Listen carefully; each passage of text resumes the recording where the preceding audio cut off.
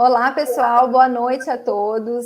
Muito bem-vindos a mais um webinário da Comissão de Direito Urbanístico e Imobiliário da UBRJ.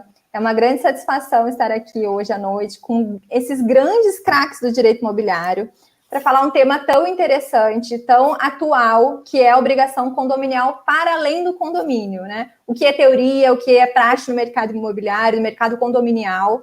E hoje estão aqui comigo o Dr. Aquiles Henrique da Silva Júnior, que é especialista atuante em direito imobiliário, o Dr. Rubens Carmo Elias, que dispensa apresentações, especialista em direito imobiliário, atua muito na área, o Dr. André Junqueira, aqui do Rio de Janeiro, que também dispensa apresentações, que é atuante ativo aqui no Rio de Janeiro, e tem muita a agregar para a gente.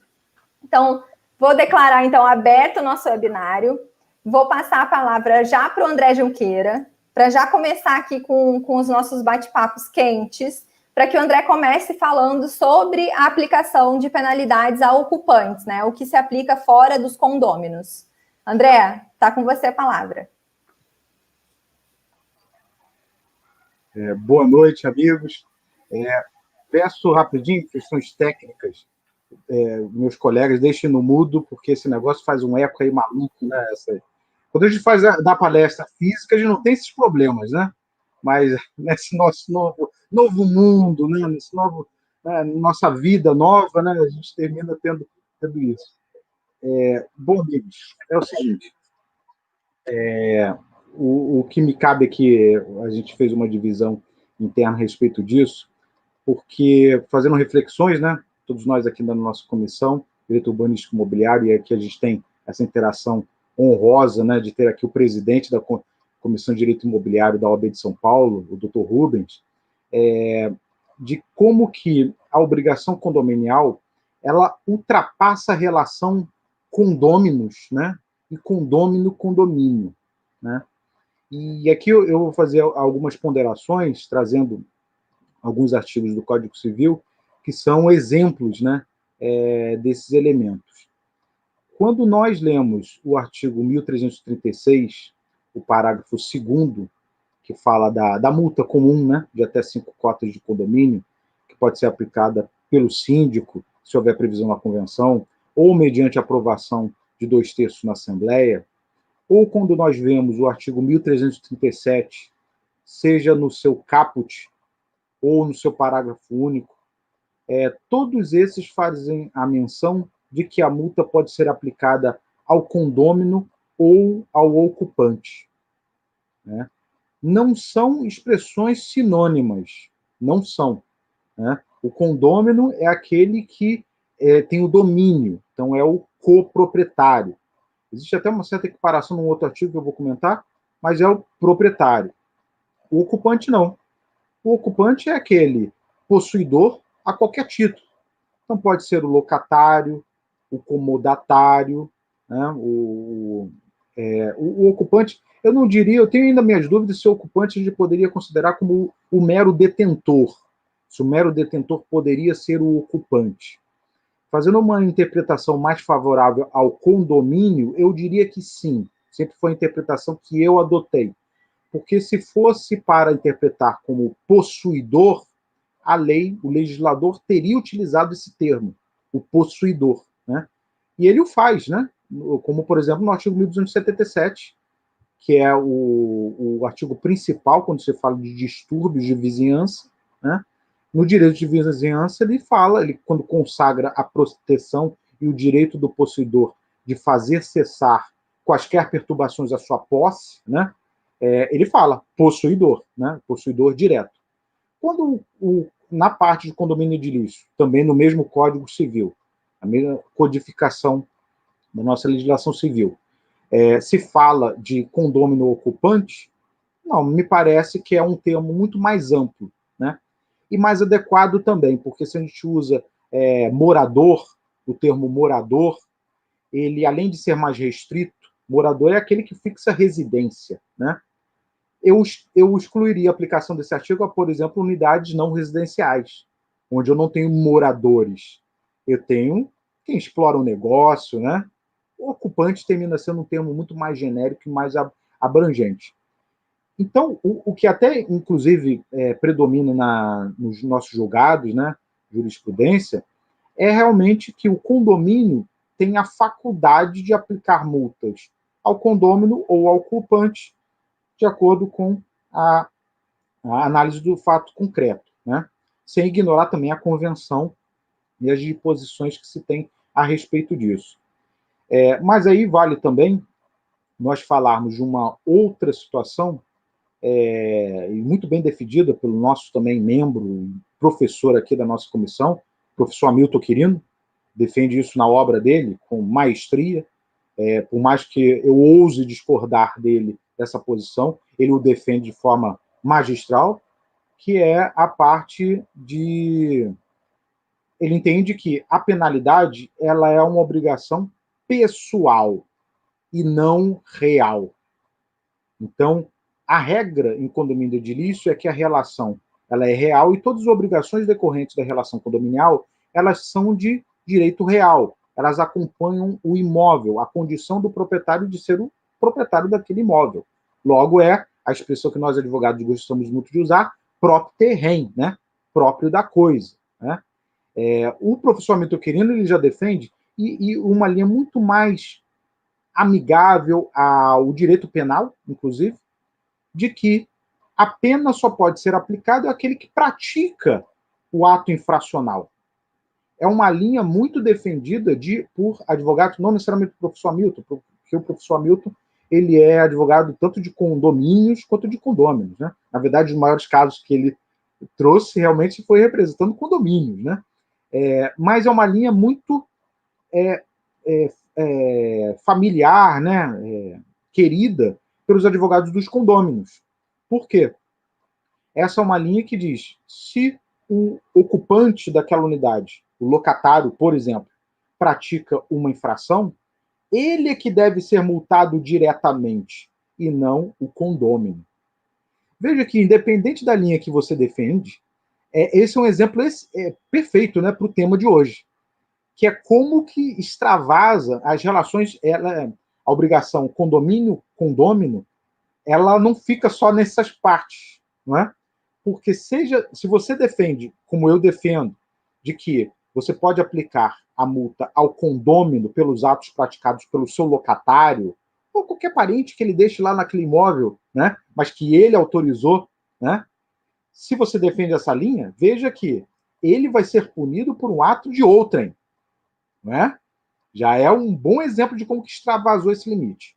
Se você acha que pode punir, deve, como a posição do professor Hamilton Quirino, você deve multar o infrator, independente de a que título ele está naquela posse que ele está ocupando, também é um bom exemplo de como que extravasa essa relação condomínio-condômino, porque você vai aplicar a multa a alguém que, a princípio, não tem uma relação real com você, uma relação condominial. Né? Esse é um exemplo muito bom, e já me debrucei sobre esse tema há muitos anos, né? Já discuti bastante, né? Até dentro do próprio escritório. Eu me recordo, nosso colega também de comissão aqui do Rio, o Dr. Gerson Ribeiro, né? Que eu brinco com ele, que ele é o monstro sagrado do direito, né? Foi meu mestre, né? Falo isso e falo com gosto, que realmente é uma pessoa fenomenal. E ele sempre me pareceu mais não sei se ele mudou de opinião, mas ele sempre era mais favorável à parte de que é uma multa pessoal, é uma obrigação pessoal. Então você não pode punir o proprietário pelo ato dele. Mas prefiro ainda a questão de que a conclusão de que o condômino deve ser punido, pode ser punido, pelos atos de quem ele autoriza a adentrar na sua unidade. Por que isso? E numa relação de locação, me parece que isso fica ainda mais cristalino. Ele é que avalia quem entra e quem sai na unidade dele. O condomínio não tem gerência nessa relação. Ele não pode se intrometer. Me lembro aí das palavras do nosso saudoso professor Silvio Capanema, e acho absurdo eu ter que falar isso, né? Saudoso, o nosso professor Silvio Capanema, que o professor Silvio Capanema até entendia de que, até de uma forma bem protetiva à relação locatícia, que o condomínio não deve ousar se intrometer nessa relação.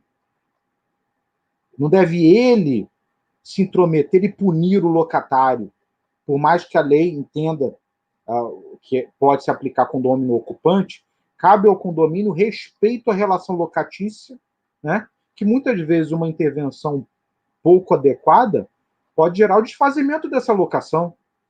Então, ele deve entrar em contato com o locador, o proprietário, né? Nem sempre o locador é proprietário, mas o proprietário, e o proprietário, se entender por bem, toma as medidas adequadas em relação à locação. E a própria lei do inquilinato nos ajuda, nos induz a essa conclusão, no sentido de que, quando coloca como dever do locatário cumprir a convenção e os demais deveres condominiais, né? E isso pode ser, inclusive, uma causa para uma ação de despejo. Então, eu tenho essa relação com o condômino, e o condômino, se entender adequado, ele move uma ação de despejo, e, inclusive, cobra do locatário todas as multas que ele sofrer, né? Por conta do ato do locatário. Então, essa é uma questão polêmica, né? Essas minhas poucas palavras aqui, de forma alguma, vão reduzir essa polêmica, tá? Apesar de eu ter afirmado aqui que a jurisprudência ela se inclina mais à tese de que seria uma obrigação real, não é pacífica, de forma alguma é pacífica, tanto que vemos vários julgados com entendimento oposto, mas é isso que eu diria a respeito disso. Ainda nessa parte de aplicação de penalidades, e falando dessa responsabilidade dos proprietários em relação aos atos antissociais dos seus ocupantes e tudo mais, muitos tentam enquadrar isso na responsabilidade civil, responsabilidade extracontratual, culpa in eligendo, né? Uma das modalidades de que foi você que escolheu, então cabe a você. Sou simpático até essa linha de pensamento, mas eu diria que não estamos falando de responsabilidade extracontratual, no sentido de que eu não tenho uma relação jurídica consignada ou uma previsão contratual específica. É uma relação real, estipulada pelo próprio Código Civil. Tem uma previsão específica para isso, não tanto no campo da responsabilidade civil extracontratual. Muito embora, óbvio, eu não tenho necessariamente um contrato estabelecendo essa responsabilidade, né? O que aí, realmente, faria com que a gente fosse um pouquinho para esse lado da responsabilidade extracontratual. Mas, nesse caso, a base realmente é o artigo 1336 e também o artigo 1345. Porque o artigo 1345, quando ele fala de que o adquirente responde pelas multas e tudo mais, as multas e os débitos da unidade, isso demonstra que as multas também têm caráter próprio terreno, né? Muito embora também exista aquela interpretação de que o que se está falando no artigo 1345 são as penalidades somente decorrentes da falta de pagamento. Há também essa interpretação restritiva, né, que já vi advogados defendendo muito bem, tá? Não é a minha linha, mas aqui a gente tem que passar todas as posições. Acho que é assim o melhor, até para que os colegas, né, as pessoas que estão nos assistindo, tirem suas próprias conclusões, né? Avaliem e tirem suas próprias conclusões, né? Mas eu entendo que é de particular importância isso para a contenção de atividades antissociais, porque nós não temos o controle, ou nem devemos ter, o controle de tudo que acontece dentro da unidade imobiliária. Se o condômino autoriza que aquela unidade seja ocupada por sua amante, seu amante, isso não interessa ao condomínio, né? O condomínio tem que perguntar quem que é essa pessoa que está entrando aí? Quem que é? Não pode, né? Não só porque estamos no tempo da Lei Geral de Proteção de Dados, é porque a gente não deve se intrometer na vida alheia. Ponto. Questão de educação, né? E caso o condomínio realmente tivesse só pudesse punir atividades antissociais quando praticadas por ocupantes, somente punir o próprio ocupante, aí também eu teria que defender o direito do condomínio de interrogar qualquer ocupante, porque essa pessoa pode gerar um prejuízo no futuro e eu tenho que saber quem é essa pessoa. Até entendo que eu posso identificar por questões de segurança, né, perfeitamente, mas são identificações básicas, simples, e unicamente para aquela entrada, saída e depois descarte dessas informações. É algo muito simples e que a gente não pode nem comparar. É muito diferente do condômino, que eu sei, tiro a certidão de ônus dele, sei, tenho a ficha toda dele, né? E aí não dá. E a última parte que eu vou colocar aqui, para já ouvir os colegas, né? E colocar minha cara a tapa, né? Das coisas que eu já falei aqui, e que o Rubens e a Tássia e o Aquis vão criticar, é a parte de quais os efeitos da convenção, registrada ou não registrada, para esse tipo de assunto. Por quê? Qual que é o principal motivo? Qual que é o motivo de se registrar uma convenção? Gerar o efeito de oponibilidade a terceiros, né? Ela ser aplicável a terceiros, ela ser respeitada por terceiros. E aqui, quando eu falo de registro, não estou falando de qualquer registro, é o registro do cartório de registro de imóveis, que é essa competência notarial específica, né, registral específica, é que confere essa oponibilidade a terceiros. Como que ela fica nisso? Se ela somente é oponível a terceiros com seu registro, isso significa que qualquer parte, se não for condôminos signatários, não são obrigados a cumprir essa convenção, o banco só precisa aceitar a existência do seu condomínio e aí, por consequência, a eleição do seu síndico quando tem uma convenção registrada. E não só o banco, qualquer pessoa, né? Eu posso não aceitar ser contratado por um condomínio por ele não ter uma convenção registrada. Abrindo parênteses, eu nunca que vou fazer isso. Mas poderia, né? Então, se eu não registro a convenção, eu não posso aplicar a convenção para aqueles que não foram signatários dela? Minha resposta é que ela pode sim ser aplicada a todos esses sujeitos que eu mencionei aqui nesses 20 minutos falando. Por quê? A força normativa da convenção, ela decorre já da aprovação da Assembleia e do respeito ao principal requisito que a lei determina, que é a aprovação por 2/3. Artigo 1351, se não me engano, 1333, se não me engano, 34, do Código Civil. Uma vez atendido esse requisito, se ela não tem nenhuma ilegalidade patente, né, em uma das suas cláusulas, ela é perfeitamente aplicável. E ela é aplicável para todos os condôminos, todos os seus sucessores e todos aqueles que, em decorrência do direito do condômino, utilizam aquela unidade. Porque vejam que quando o visitante entra na unidade, você não está preservando o direito do visitante, você está preservando o direito do condômino de autorizar aquele visitante. Então, tudo é um exaurimento do exercício do direito de propriedade. E aí, se isso é feito, mesmo que não haja o registro, essas pessoas estão dentro do âmbito condominial. Eu não posso interpretá-los como terceiros para essa norma. Eu posso, sim, o banco, o prestador de serviço, pessoas fora do ambiente condominial totalmente. Mas aqueles que são visitantes, ocupantes e tudo mais, não é a interpretação que eu dou. Apesar de, falando um pouquinho do lado oposto, eu ver com certa frequência advogados alegando na defesa dos seus clientes de que a falta de registro da convenção faz com que o condomínio não possa aplicar a multa àquele locatário ou àquele sucessor da propriedade. Mas não vejo essa tese ser muito abraçada pelos julgados, não vejo. Na verdade, eu tenho dificuldade até de citar quando que foi alguma vez abraçado. Alguma decisão, sem dúvida, saiu nessa tese, mas eu não me recordo, mas deve haver, tá? Mas eu passo isso para vocês em relação a isso. São todos exemplos de como que se extrapola a relação condominial, tá? Já encerro por aqui, tá, Tássia? Até porque a gente ainda não fez debate, eu já consumi boa parte do tempo. E agradeço, né, o convite, espero dar mais algum outro palpite aí, mas agradeço muito e para mim é uma honra, é um prazer estar aqui com todos vocês, meus amigos, e pelo menos não abraço vocês fisicamente, mas essas lives são maravilhosas, porque aí a gente se vê, mata um pouquinho a saudade, mesmo que não dê para substituir. Um grande abraço.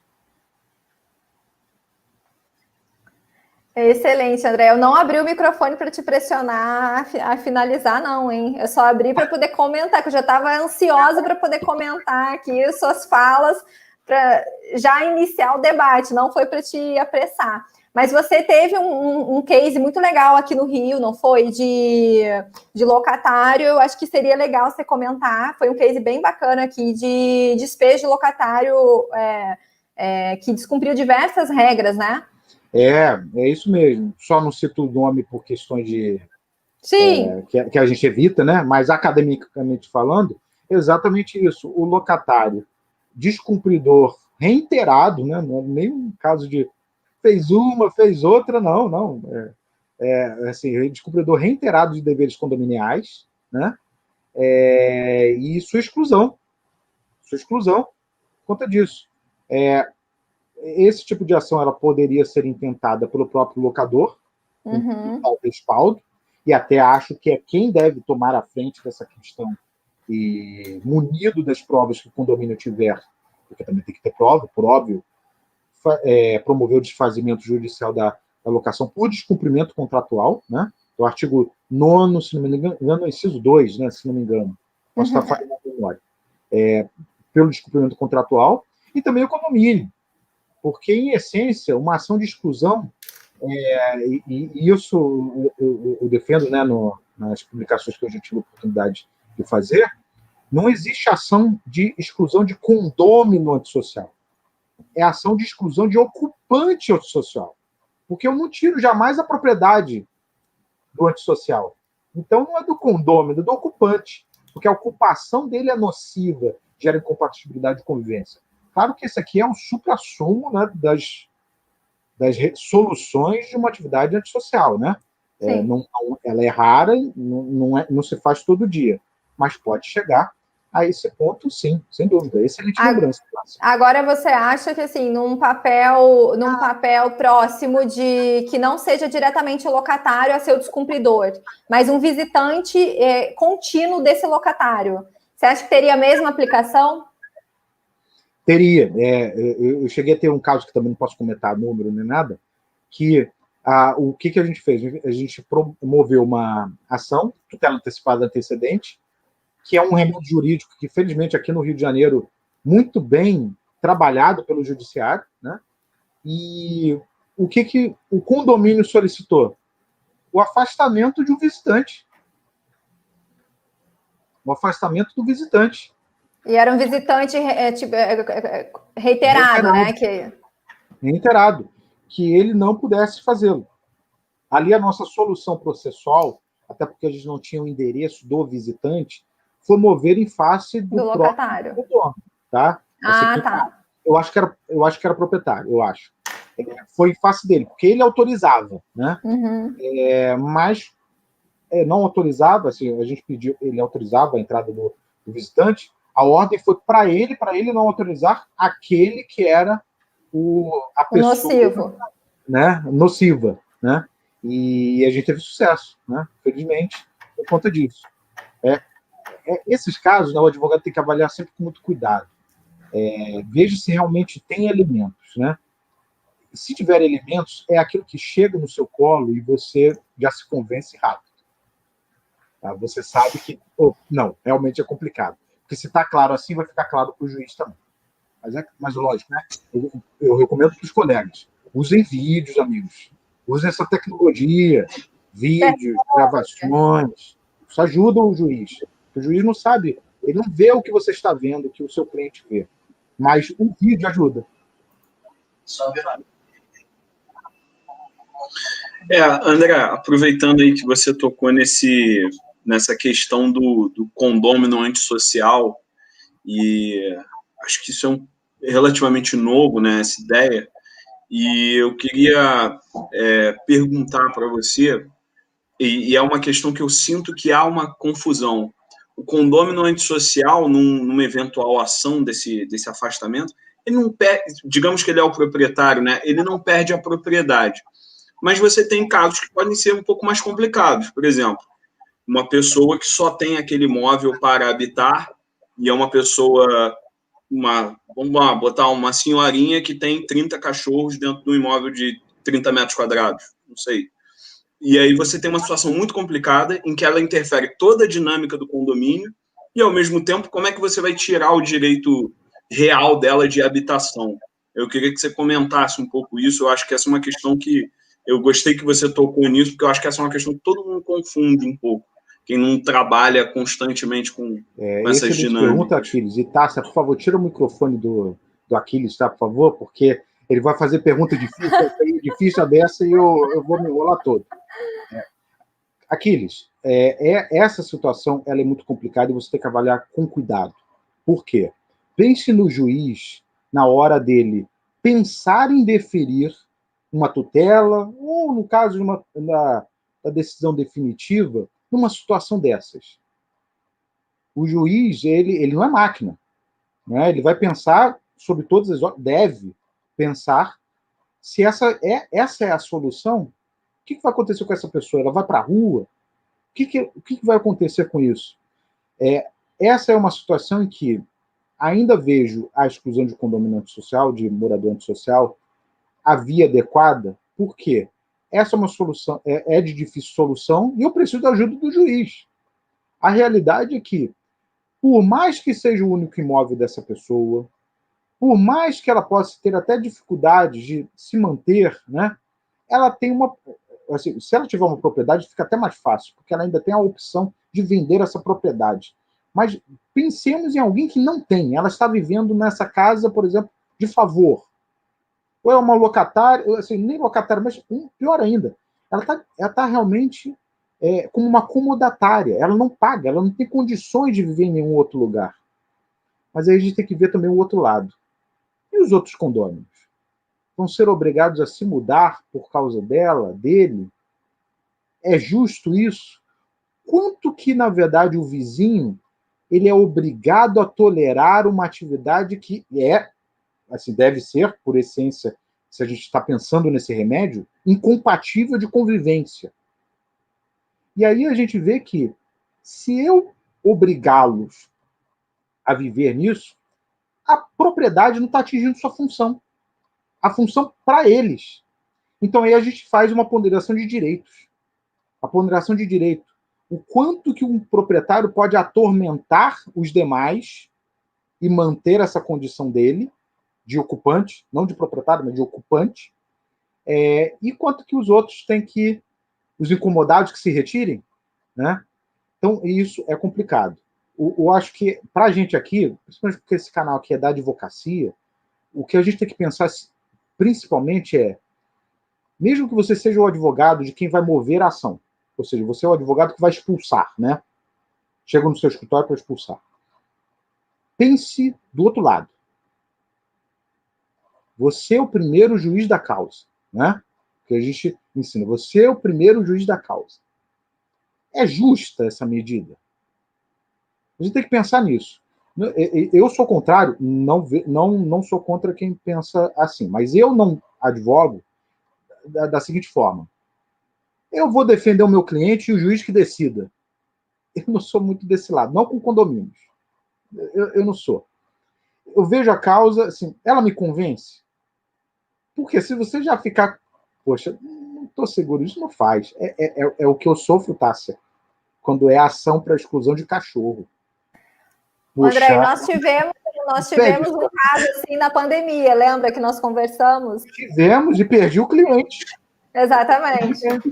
Porque era essa pergunta não foi à toa, porque eu vivenciei um caso também, era uma senhora também com uma quantidade de cachorros, e a gente, na verdade, saiu pela mediação, que eu acho que também é o melhor, né, na verdade, é você fazer uma mediação ali e tentar achar conseguimos reduzir o número de cachorros no imóvel, reduzir um pouco a confusão, e foi a solução. Eu usei o exemplo dos cachorros, mas, é claro, pode ser o condômino chato, que toca a bateria 3 horas da manhã, você tem vários, né, exemplos de como incomodar o seu vizinho. Certo. Excelente exemplo, Aquiles, isso mesmo. Posso falar um pouquinho? Com certeza. Pode não, deve, Rubens. Bom, primeiro, agradecer a Tássia, ao André pelo convite. É sempre uma honra enorme estar aqui com vocês. Aprendo muito. Acho que é fundamental essa nossa ponte aérea, Rio-São Paulo. É claro que eu preferi estar aí, mas, por enquanto, é o que a gente tem, né? Então, ficar aqui conversando, trocando ideias, aprendendo demais com vocês. Essa questão, obviamente, que envolve dignidade da pessoa humana, né, que vocês estavam discutindo na própria ideia da expulsão ou afastamento do direito de uso dos condôminos, ela é debatida até mesmo quando pensamos no próprio despejo. Então, eu vou despejar uma senhorinha. Então, eu lembro, em 99, numa turma de mestrado, e não vem falar que eu fazia mestrado em 99 mostra porque eu sou velho, né? Que era uma turma de mestrado só de magistrados. E já vinha esse debate, era uma turma que o tema era exatamente direito civil constitucional. E aí começou esse debate, direito de propriedade, direito à moradia, o despejo. Aí vários magistrados falaram, olha, duas situações. Primeiro, eu não autorizo expedir mandado de despejo em Natal ou Ano Novo. E quando teve a senhorinha, eu chamei a assistência social e determinei que a prefeitura resolvesse, porque eu não tinha como despejar uma senhorinha. Então é um problema, como muito bem colocado pelo André, é um problema social importante que a gente não pode deixar de pensar a esse respeito, né? Aí os outros dois temas muito bons que você trouxe, André, práticos, né? Ou seja, o primeiro deles, do possuidor, é essa discussão importante sobre a legitimidade passiva da multa. Então, o que fazer com ela? Olha, é aplicada contra o possuidor, qual o Código Civil prevê, efetivamente. Então, o que eu tenho entendido, em hipóteses como essa, é a solidariedade entre o proprietário e o possuidor. Tem um acórdão do STJ, inclusive falando de locador, o RESP 1125-153, aí do Rio de Janeiro, que trata exatamente dessa solidariedade, ou seja, que ambos respondem, portanto, olha, mas aí cabe ao condomínio optar, se quer direcionar contra um, contra outro, ou contra ambos, para solucionar essa questão igualmente, né?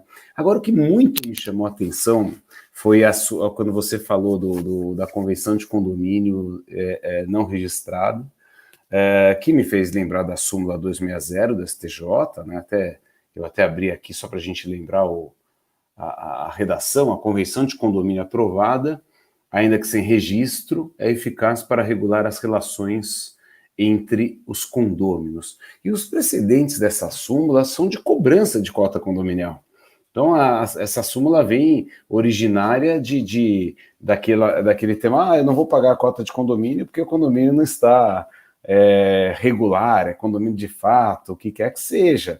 E o STJ, não, mas ela vale entre os condôminos, entre aqueles que a subscreveram ou deliberaram em assembleia de 2/3. Agora, quando você coloca esse debate de que essa convenção não registrada, ela atinge terceiros, sucessores, adquirentes, isso me fez lembrar da dificuldade que eu tenho de aplicar aulas de direitos reais ou de direito notarial registral, em que eu tenho que fazer todo o histórico da oponibilidade erga omnes, dos direitos reais, da publicidade, os atributos dos direitos reais, e depois eu tenho que dizer para eles sobre súmula 380, que coloca o direito do promissário comprador à frente da hipoteca.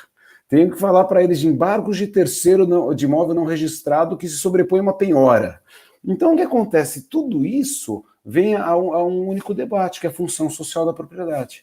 Então, o que a gente vai ter que encontrar no final é de que todos esses elementos, eles se encontram uma moldura na preservação do direito de propriedade à luz do cumprimento da função social, né?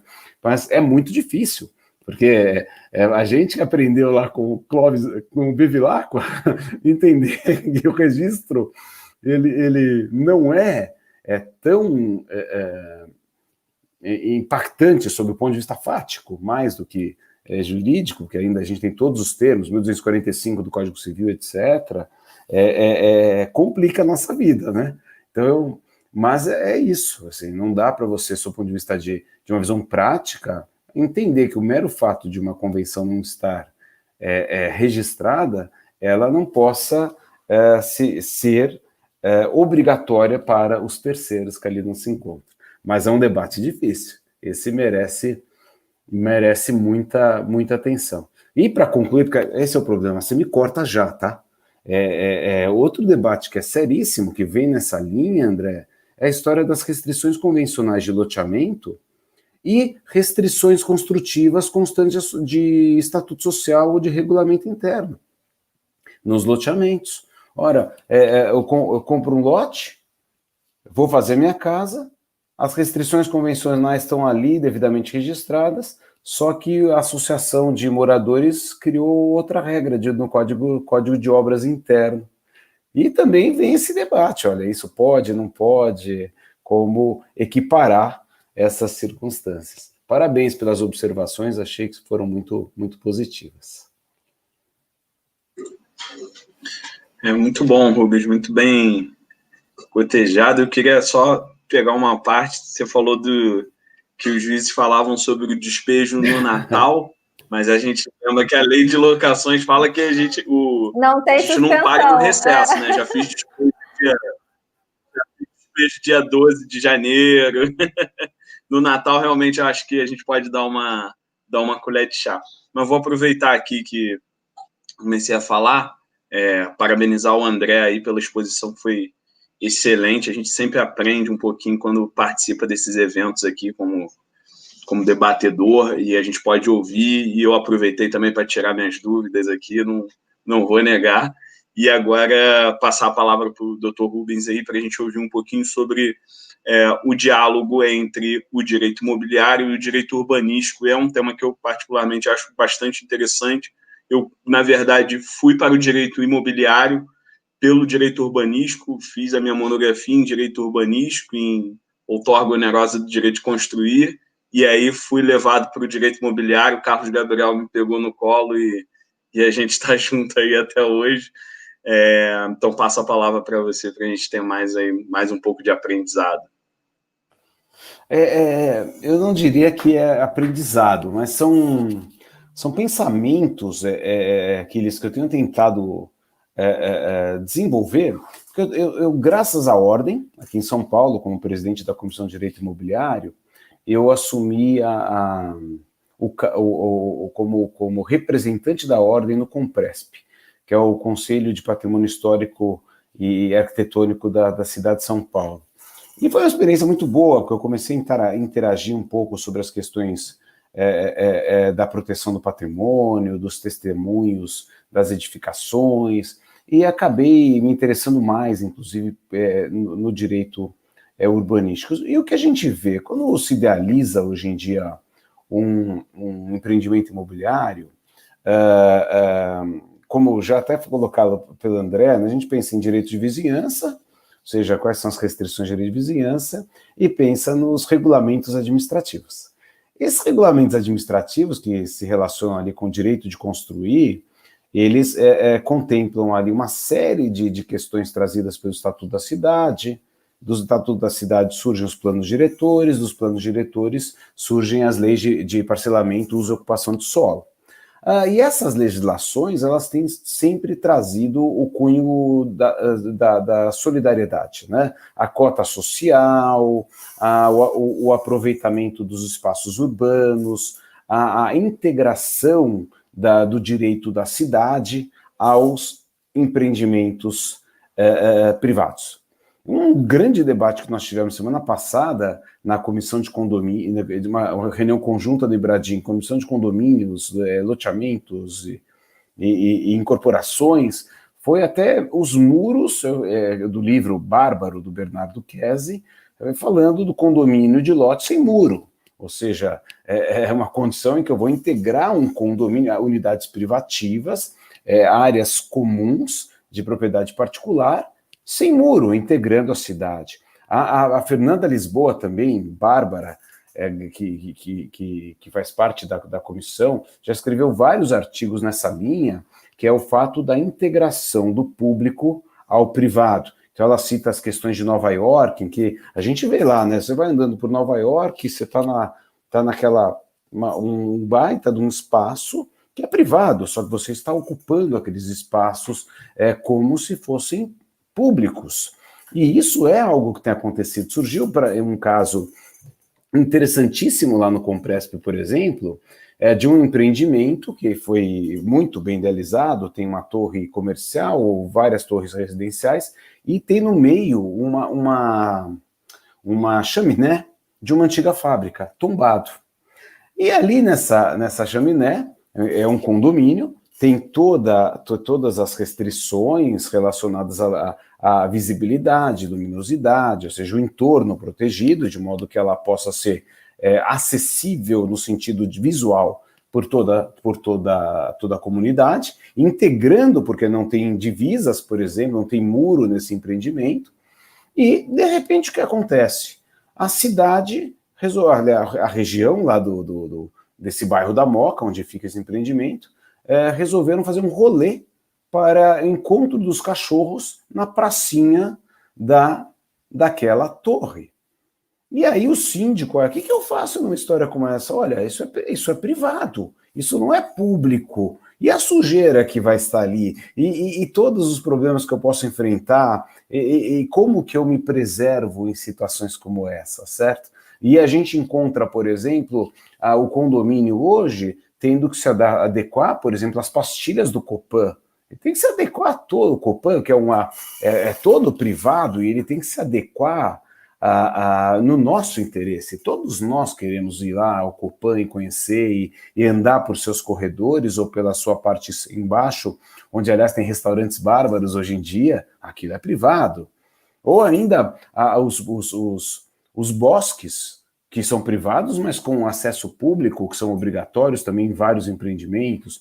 Então, o que a gente tem vivido na atualidade é uma integração do direito à cidade, do acesso, à fachada ativa. Outro ponto essencial, olha, eu tenho que ter lá ali lojas acessíveis no piso térreo, todos convivendo naqueles espaços.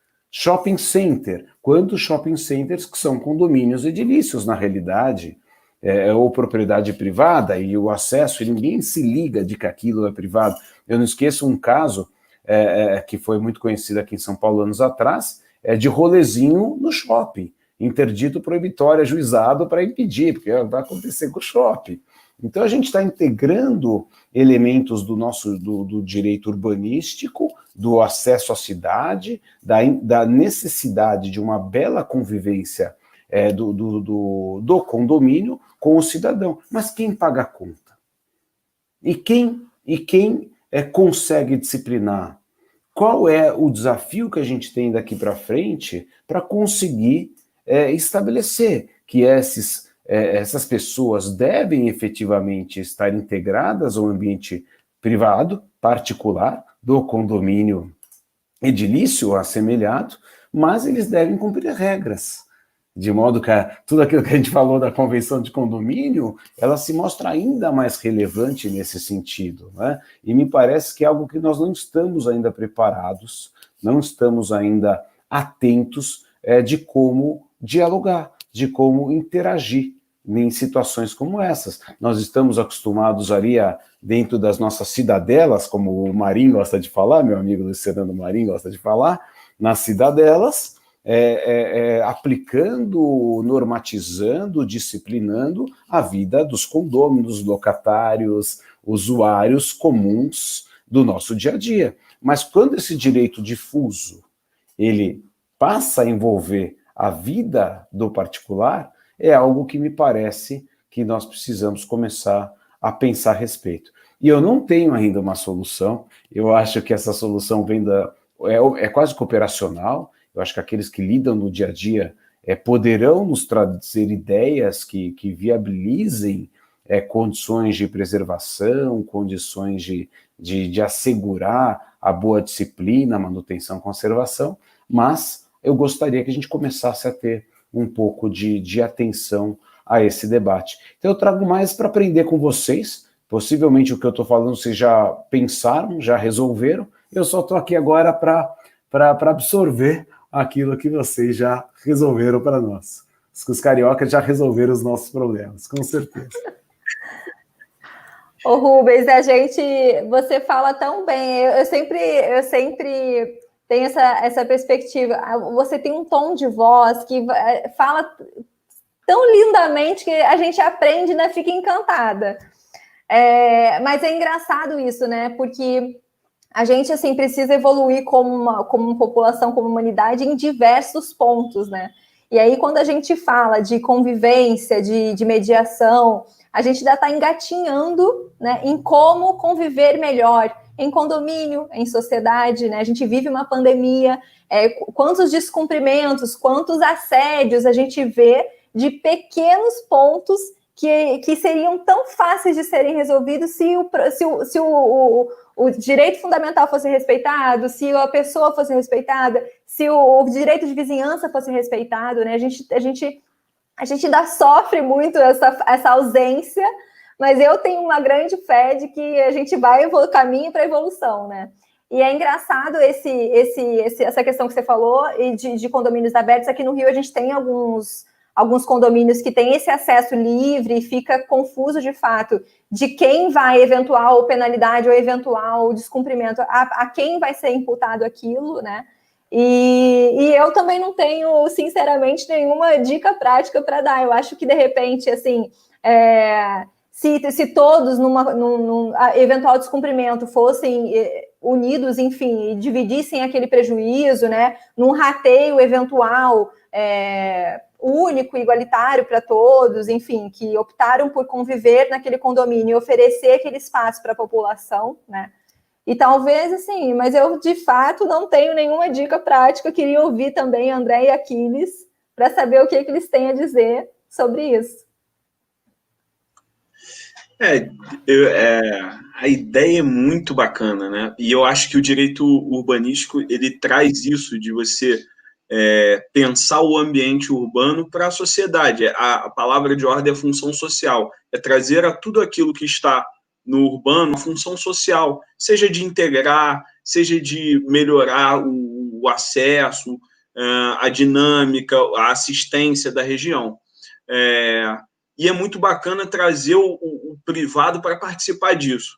Só que a verdade é que ninguém é tão longânimo assim, de olhar e falar assim, poxa, eu pago para cuidar da rua, e que ela fique linda assim, para as pessoas passarem, jogar lixo, ou fazer o que elas queiram fazer, e eu vou lá e limpo, porque eu gosto de ver ela limpa, assim. Seria lindo, né? Mas, infelizmente, não é. É bacana trazer, então, tentar trazer, e aí a gente tem que realmente pensar em métodos para fazer isso, os condomínios para isso. O que eu vejo, infelizmente, no movimento do Rio de Janeiro, principalmente, você vê como cresce a Barra e o Recreio, que são zonas muito novas, com espaço para crescer, e são loteadas, né? E fechadas, e se tornam pequenas cidadelas. Cada condomínio, cada associação se torna uma cidadela, e que essas pessoas se fecham, na verdade, criam locais lindos, que a área comum poderia ser utilizada para passagem, para acesso. Muitas vezes você tem grandes discussões sobre o controle de passagem, o controle de acesso, o uso de cancela. É realmente muito complicado. Eu acho que a palavra realmente nós não estamos preparados para isso. Hoje eu estava conversando com o meu sócio, a gente estava falando sobre descarte, e ele citou uma passagem que é mais ou menos assim, o bom senso é o bem mais bem distribuído pela humanidade. Todo mundo acha que tem o suficiente. Todos acham que tem o bom senso melhor possível, né? E a verdade é que não é. A gente tem que tentar se integrar e não se isolar. O que eu vejo do movimento, na verdade, aqui é o contrário. Nós estamos nos isolando, criando as cidadelas, e cada um cuidando do seu e brigando com aquele que chega ali perto. Você tem condomínios, às vezes, que se incomodam com o uso da calçada na frente, ou com a forma como ela está sendo usada, quem para ali, né? É muito complicado, mas realmente não tem também uma solução. Vou passar essa bomba aí para o André, ver se ele traz uma solução para a gente. Me deram a palavra. É lógico que não tem solução nenhuma. Rubens, ouvindo você falar, né, como que é diferente, né? A gente está do lado, Rio de Janeiro e São Paulo, como que nós somos diferentes em diversos aspectos, urbanisticamente falando, né? Essa parte, se você comparar, e não que o Rio de Janeiro seja uma cidade retrógrada, não é, nem de longe. Mas se você comparar a inovação de arquitetura, do aspecto urbanístico, que São Paulo tem, integração de atividade econômica, os transeúntes andando, né? Todo o cenário, né? É muito diferente do Rio de Janeiro. O Rio de Janeiro parece muito mais isolacionista, como o Aquiles falou, a Tassa falou, a gente fica mais preocupado em cercar, em impedir. Até mesmo os empreendimentos, né? Assim, aqueles que têm fins econômicos, né? Porque é natural você pensar isso no condomínio residencial, né? O condomínio residencial quer mais fechar mesmo, quer botar um enclosure, né? Fechar e não deixar que haja invasão. Basicamente isso, né? Agora, os empreendimentos como um todo, os malls, tudo mais, não que não tenha, mas é muito mais tímido do que São Paulo. Nisso, São Paulo está anos-luz à frente. Tanto que várias situações nós copiamos daí. Não que não tenha inovação aqui, né? Se a gente pegar, por exemplo, os condomínios, por exemplo, o próprio professor Melim Chalub montou minuta de convenção, assim, o regulamento do loteamento para grandes condomínios multiuso, que na época era uma novidade. Agora tem muitos, mas porque foram os pioneiros, né? Ele, um deles, né? Então, sim, inovação tem, mas nesse ponto não, essa integração, isso ainda falta muito.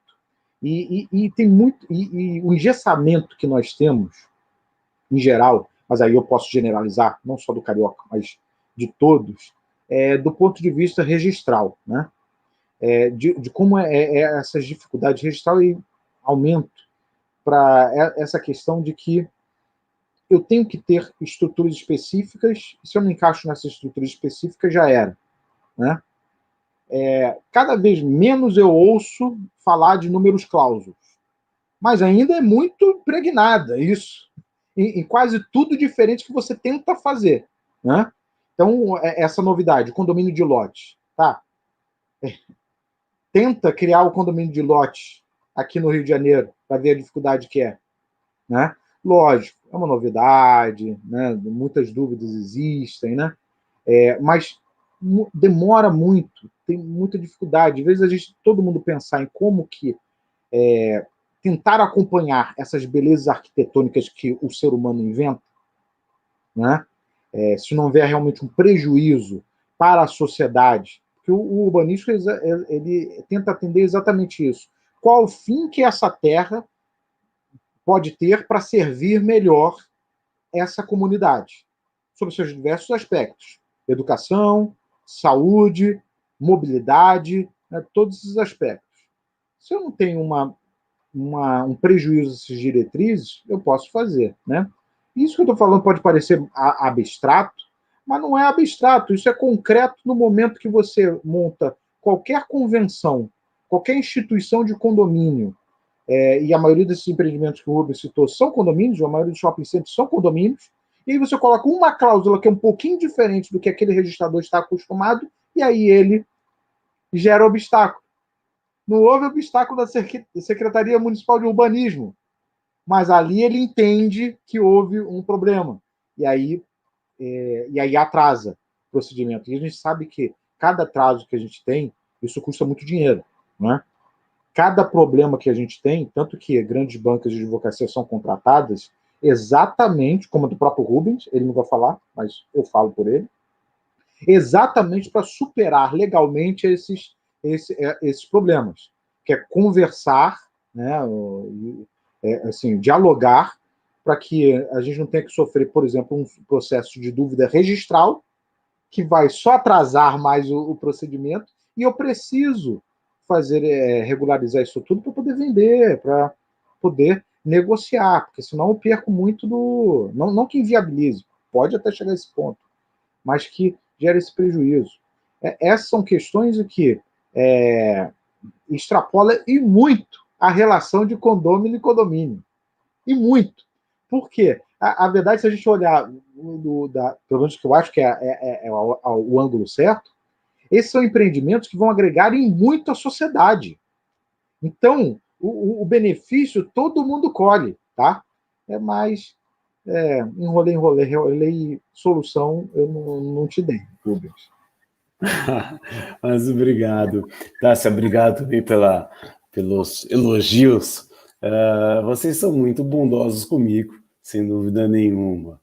Esses temas, eles quando vocês foram falando, e o André falou muito sobre empreendimento, e a Tássia falou sobre sociedade, sobre sensatez, o Aquiles, a verdade é isso. A gente precisa encontrar soluções que também nos contemplem a algumas obrigações. Ou seja, eu como condômino, eu vou ter o bônus e o ônus. Então, quando pensar em empreendimento, me parece que faz mais sentido, né?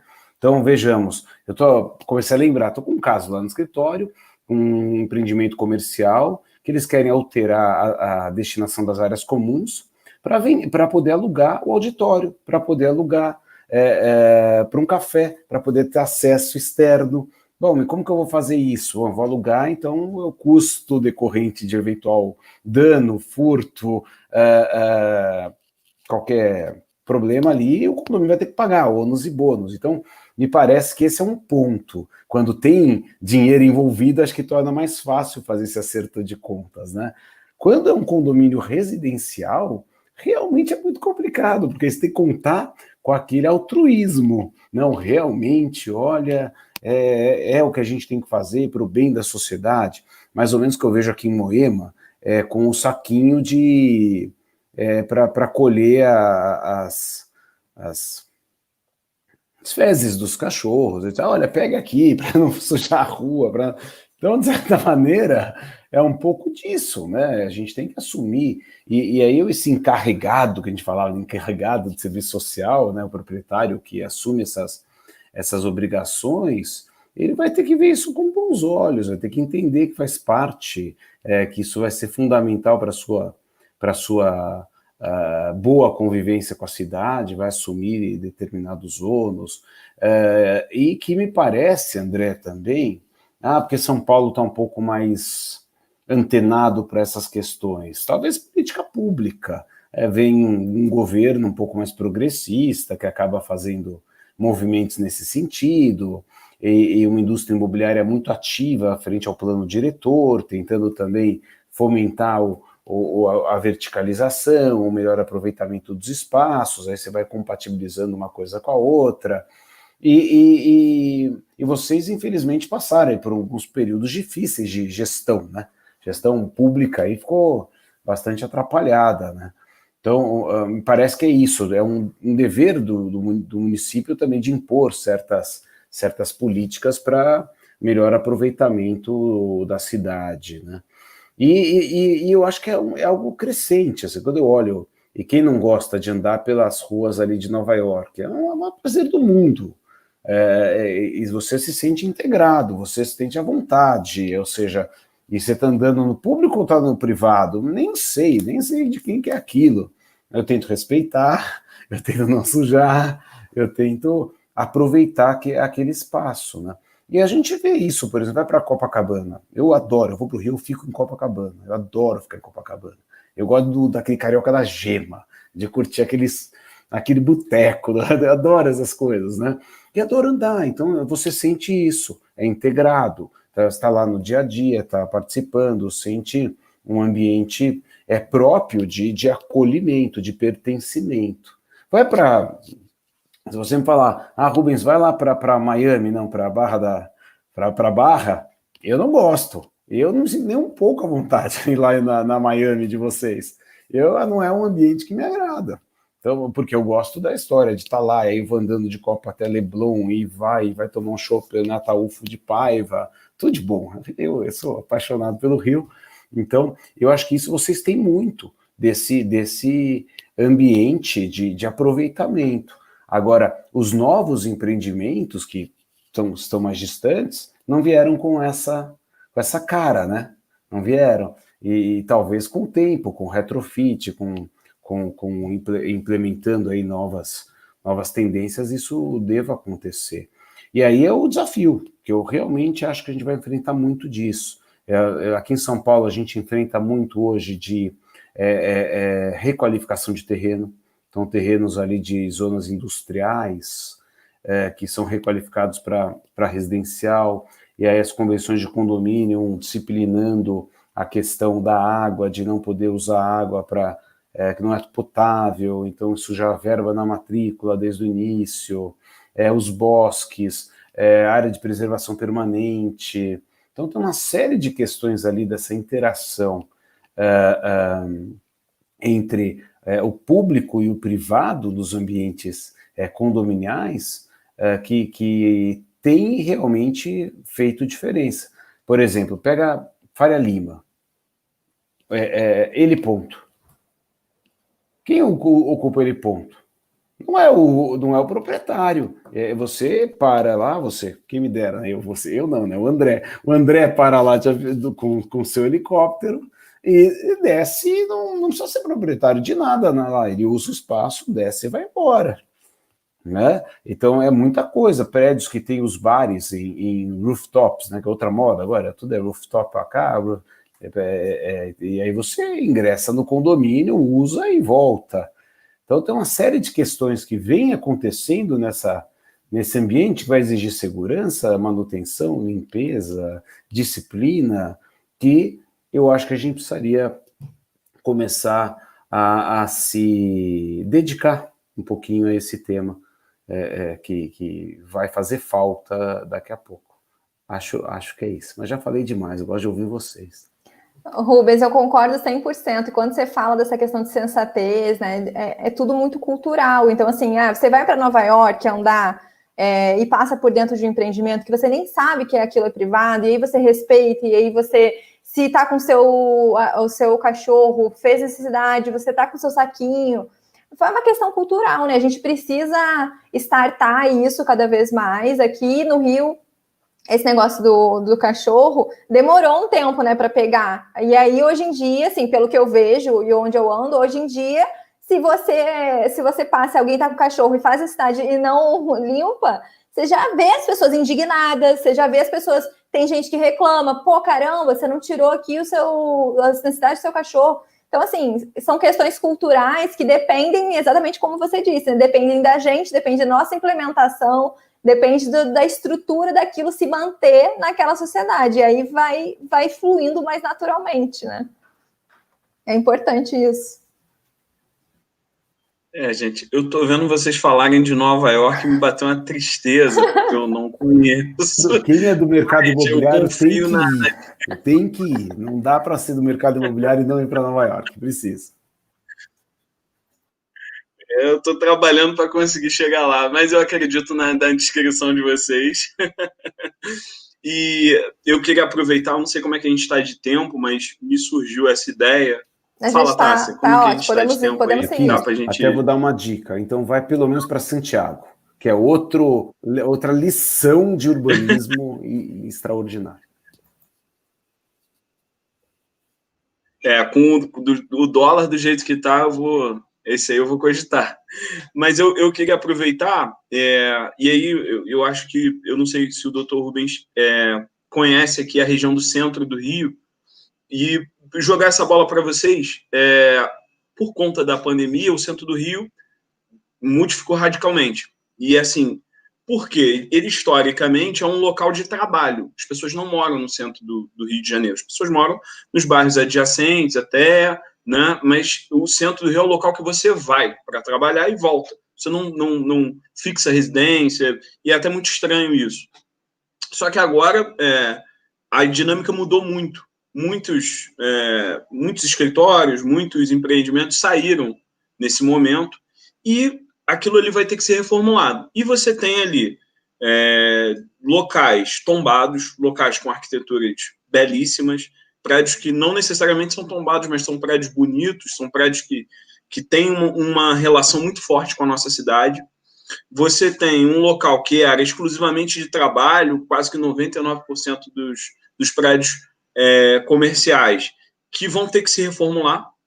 E aí eu queria ver se a gente batia um papo aqui, o que a gente consegue pensar e quais são os caminhos para repensar o centro do Rio de Janeiro. Eu não sei como está São Paulo, e eu não sei como é que é a dinâmica, eu posso falar do Rio, que realmente é uma situação que a gente vai ter que repensar. Acho que nós do mercado imobiliário somos quem vamos começar a criar soluções para isso, de repensar prédios que seriam exclusivamente comerciais e se tornarem híbridos.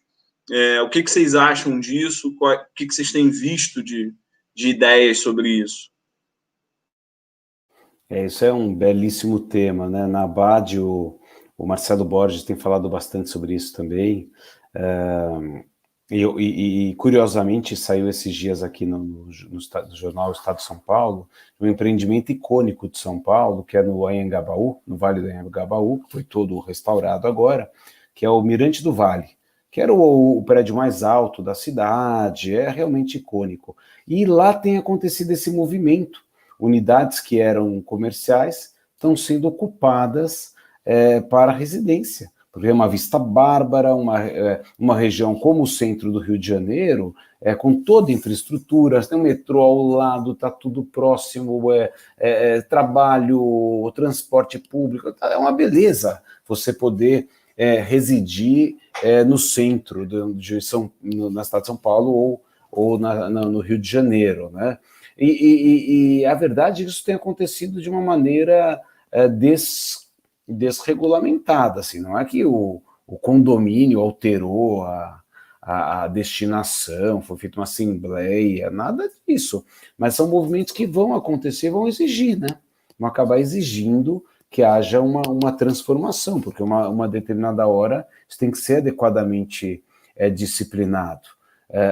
O empreendimento misto está aí, quantos prédios saem metade comercial, metade residencial, é perfeitamente possível você compatibilizar, mas talvez o grande desafio é quando está tudo ali andando, né? Como que eu vou fazer para de uma hora para outra mudar o horário de funcionamento, as pessoas, o uso, talvez elevadores distintos e alteração registral, que o André falou que, óbvio, é muito complicado. Se pegar pela interpretação restritiva do Código Civil, é unanimidade para alteração da destinação. Como que a gente resolve esse tipo de coisa, né? Mas é um belo tema isso que você levantou, aqui, sem dúvida nenhuma.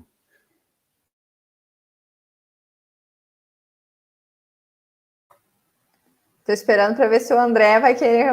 Estou te esperando, André. Você tá tímido, estou te esperando. O botão do mudo, eu errei aqui. Essa é uma situação que a gente precisa assim, rever um pouquinho as diretrizes e tudo mais. O problema é o artigo 1351. Esse bendito artigo 1351, quando fala da proibição de se alterar a destinação. Quer dizer, você pode alterar com unanimidade. Onde você consegue unanimidade do condomínio? Né? A realidade é que, não que seja impossível, mas a gente está falando de um empreendimento comercial, 50, 100 unidades, conseguir 100% realmente mais fácil você colocar o prédio abaixo, porque é muito difícil. E aí você pense que tudo bem que a gente entende qual que é o bem jurídico tutelado dessa norma. É a proteção da expectativa, assim, se você comprou um imóvel naquele ambiente não residencial, você tem a segurança de que sempre será um ambiente não residencial. Então, em essência, é a proteção ao direito do adquirente, não é? Porque você comprou um imóvel ali. Se você comprou um apartamento num prédio que é totalmente residencial, você definiu a sua compra por conta disso, né? Você não comprou no outro que era misto, você queria esse, né? Mas também, quando se faz isso, o que até o saudoso Pedro Elisa Vade falava, que é a ditadura do um. Né? A ditadura do um. Um manda no condomínio, porque basta um falar não que não dá. E eu vejo assim, eu já pensei em várias formas, né, de que eu acho que existem formas, a melhor seria, sem dúvida, uma alteração legislativa, mas eu já pensei em várias formas que não estão previstas na lei, na verdade, poderiam sofrer de vício de nulidade, porque iriam contra o artigo 1251, que uma delas é aprovar em assembleia, se não tiver ninguém contra, fazer a alteração. E estipular na própria assembleia um prazo para que as pessoas se manifestem. Muito parecido com o que existe no Código Civil de Portugal. As decisões da Assembleia, quando tem o quórum de unanimidade, podem ser tomadas por 2/3 e tem um prazo, se não me engano, de 120 dias para as pessoas que foram contra, que forem contra, né, que estivessem ausentes da deliberação, possam se manifestar. Assim, a gente vai montar, né? A gente está montando, o Gabriel fica me cobrando o tempo todo, porque eu já estou em atraso há mais de um ano, um projeto da nossa comissão para alterar a lei de condomínios. Uma das minhas sugestões é puxar esse artigo do Código Civil português para a nossa realidade. Porque nós sabemos que muitos quóruns não são atingidos, não é porque há uma oposição muito grande, é porque existe uma ausência. Né? E aí eu acho injusto, sem dúvida, eu depender do ausente. A contestação a gente até entende, mas a ausência me parece um pouco exagerado. Assim como me parece também exagerado esse artigo. Por que eu não posso criar um procedimento, mesmo que seja rígido, né, com muito cuidado, mas sim um procedimento de possibilidades de autorização, mesmo que não seja com unanimidade. Um quórum menor, até 2/3 aceitava. Qualquer coisa. Né? Eu já defendo há muitos anos que a alteração de parte comum eu posso alterar por 2/3. Porque se a convenção fala sobre as regras de utilização das áreas comuns, com quórum de alteração de convenção, eu poderia alterar aquela parte comum. Mas aqui nós estamos falando da alteração da unidade imobiliária. E aí fica difícil eu fugir da interpretação de que se aplica o artigo 1351. Né? Mas essas são questões que a gente tem que enfrentar, porque nós estamos passando por uma alteração brutal esse ano. Essa pandemia mudou, e não só a gente, mudou o mercado imobiliário. Mudou. Se a gente permanece engessado, o que a gente vai ter? A gente vai ter uma desvalorização imobiliária brutal para aqueles que compraram naquela realidade, agora é outra. Né? Tá bom que em parte é temporária, né? Mas pode não ser temporária, não. Até porque muitos de vocês estão trabalhando em casa, descobriram como que é maravilhoso trabalhar em casa. Para outros pode ser um inferno. Mas, do ponto de vista de economia, a gente sabe que rodamos dessa forma e podemos, mesmo que seja por uma questão de economia. Né? E isso muitos conseguiram ver.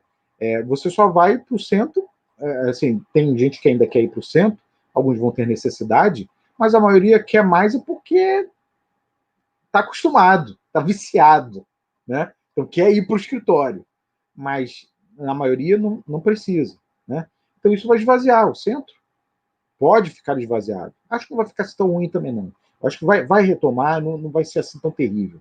Mas quem vai avaliar cada condomínio? E aí, quando a lei engessa, a gente retira da autonomia privada essa avaliação. A avaliação não é dele, é de um legislador que nunca avaliou a situação que eles estão passando. Isso não me parece adequado, apesar de entender, né, o motivo desse artigo. Né? E isso a gente teria que rever. Eu falei dessa forma que, não que eu recomende, eu estou falando que é uma solução que eu já apliquei em outros casos, não era da pandemia, mas falando para o meu cliente, olha, o risco é enorme, porque para quem quer contestar, basta pegar o artigo. Você tem que fazer uma construção de tese do porquê isso. Olha, estou pegando o direito comparado, o Código Civil português, né? Isso é muito sofisticado. E muitas vezes o judiciário não é tão sofisticado, né? Por quê? Não que não tenha inteligência, não é isso. Porque não tem tempo para avaliar esses pormenores, né? O juiz com 1 milhão de processos, você é mais um, né? Até você assim, parar para debater, né? Ele não tem. A gente está debatendo aqui 1h30. O juiz não tem tempo para debater isso, ele não debate com ninguém. Cada advogado vai e defende, vende o seu peixe para o juiz e ele julga. E você é só mais um, né? Dentre milhões daquela vara. E aí não vai ter, né, esse cuidado. Mas, e aí, Rubens, conto com você, a Tássia e Aquiles, lógico, da nossa comissão, eles são obrigados, eles não têm nem opção, eles são obrigados.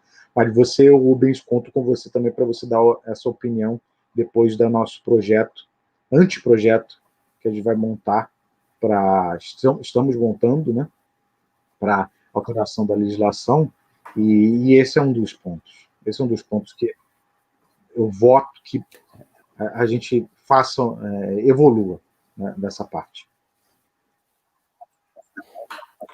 Esse especialmente eu cheguei no livro que eu publiquei, que é base do meu mestrado e doutorado, a sugerir alteração também, então até posso contribuir um pouquinho com isso. É uma honra para mim poder participar de um projeto tão bárbaro. Vale a pena, a gente está merecendo já algumas alterações. O que a gente acrescenta nesse tema da ditadura da minoria é o abuso do direito mesmo, né? Eventualmente ali poderia ser aplicado aí uma questão do 187, um excesso, qual o verdadeiro motivo de não pretender alteração. E você me fez lembrar, lá em 2002, quando o Código Civil ainda ia entrar em vigor, o querido professor Carlos Alberto Dabos Maluf, que ele já falava desse dispositivo, ele já mencionava que era extremamente rigoroso uma unanimidade para alteração de destinação. Então esse é um problema que ficou, e que agora eu acho que é fundamental, seja para efeito de um retrofit. Tem prédios aqui em São Paulo passando por isso e querem mudar, querem se reestruturar, vou alterar uma fachada substancialmente. É a mesma situação. Pega lá um prédio que tem lá uma laje ótima, um prédio comercial antigo, mas que ele, para poder ser competitivo, ele precisa passar por um retrofit completo. E aí eu vou alterar a fachada dele com unanimidade, porque é substancial. E como eu faço se eu encaixo também numa situação como essa, né? Então, acho que tem algumas coisas ali que realmente já estamos na hora de alterar. E essa questão do centro, eu acredito muito. O centro do Rio é ainda mais legal que o de São Paulo, com toda a parte histórica, com todos os prédios históricos. Tem um charme, né? A Lapa é um charme incrível. Então, não tem como isso se perder. Ele tem que se transformar, ser revisitado ali para efeito de aproveitamento dos espaços, acho que residência, porque acho que a questão do comércio de realmente escritórios vai mudar. Por mais que a gente fale sobre o ponto de vista de, não, as pessoas vão voltar para os escritórios, e eu acho que vão voltar, porque você precisa se integrar também, mas os espaços serão menores. Eu vejo lá o nosso escritório, eu reduzi 1/3 dele, não fez a menor diferença. Todo mundo que vai lá fala, nossa, por que a gente jogava tanto dinheiro fora? Para que tanto espaço à toa? E agora as pessoas estão lá fazendo rodízio e eu prefiro ir tal dia, o outro não, eu quero ir. Então está lá funcionando maravilhosamente bem. Então, certamente a ideia trazida aqui pelo Aquiles vai ser uma realidade. A gente vai precisar transformar, vai ter que reaproveitar espaços, e quando tem a necessidade que surge a oportunidade. Então, acho que também, nesse momento, que talvez um projeto de lei pudesse ajudar, né? Porque vão surgir esses problemas, então talvez justifique ali alguma correção de rumo nesse momento. Muito bom debate, gostei. Exatamente, muito bom. Bom, gente, infelizmente, o debate está incrível, né? Mas a gente ainda tem que encerrar. Estamos agora iniciando a nossa finalização do webinário de hoje. Queria agradecer pessoalmente ao André, ao Aquiles, ao Rubens, foi muito bacana. Todos os debates enriquecedores, aprendi bastante. É muito bom debater, encurtar essa distância que a gente está vivendo, é muito bom revê-los, estar um pouquinho aqui próximo de vocês todos, muito bacana mesmo, fico muito feliz, grata por estar aqui. Quero agradecer ao ABRJ por esse webinário, ao nosso presidente Zeca Lira, queridíssimo, que sempre nos apoia, ao Carlos Gabriel Feijó também, que é o incansável criador dos nossos eventos. André Junqueira, muito obrigada, querido. Rubens, também disponibilizar seu tempo, sei que você teve hoje um dia cansativo, exaustivo, e você ficou aqui com a gente. Aquiles também. Eu vou abrir a palavra, então, para cada um de vocês, para que vocês possam fazer aqui seus agradecimentos, enfim, né, falar um pouquinho cada um, e encerrar o evento de hoje. Muito obrigada aí por todos. Quem quiser já pode fazer seus comentários finais.